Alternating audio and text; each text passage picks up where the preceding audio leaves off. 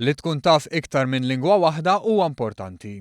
L-Ingliż partikolarment jgħin lilna l-Maltin f'diversi aspetti. Dan il-messaġġ wara attività l-istudenti fil-kulleġġ ta' San Injazju f'Tal-Ħandaq, attività imtella bil-kollaborazzjoni ta' Cambridge English. F'din l-attività bl-Ingliż it-tfal u mhux biss ħadu pjaċir jilagħbu logħob fejn segwew l-istruzzjonijiet ta' Miss Jill kif ukoll ħadu sehem f'kompetizzjoni tal-ispelling. B'hekk filwaqt li bla dubju ħadu pjaċir komplew itejbu l-Ingliż tagħhom. Il-Ministru Evarist Bartolo nnota kif huwa importanti li iktar tfal ikunu mħarġa fi żjed lingwi, inkluż il-Malti u l-Ingliż. Għaliex l-għarfien tal-lingwi, partikolarment l-Ingliż, itejjeb l-impjegabilità, jagħti vuċi iktar soda fis-soċjetà, iżomm lil pajjiżna il fuq fir-reputazzjoni tajba ta' tagħlim tal-Ingliż għal barranin u jiġbed iktar investituri lejn pajjiżna li jfittxu għarfien lingwistiku fil-ħaddiema tagħhom.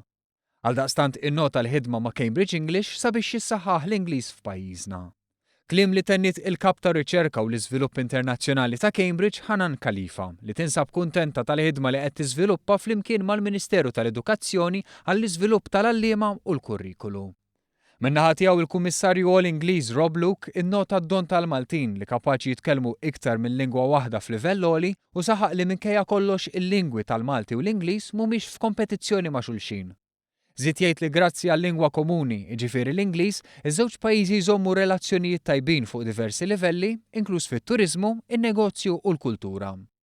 Sa dan it-tant it-tfal bla dubju gawdew din l-okkażjoni fejn filwaqt li ħadu pjaċir jaqbżu u jduru gawdew minn iktar tagħlim bl-Ingliż.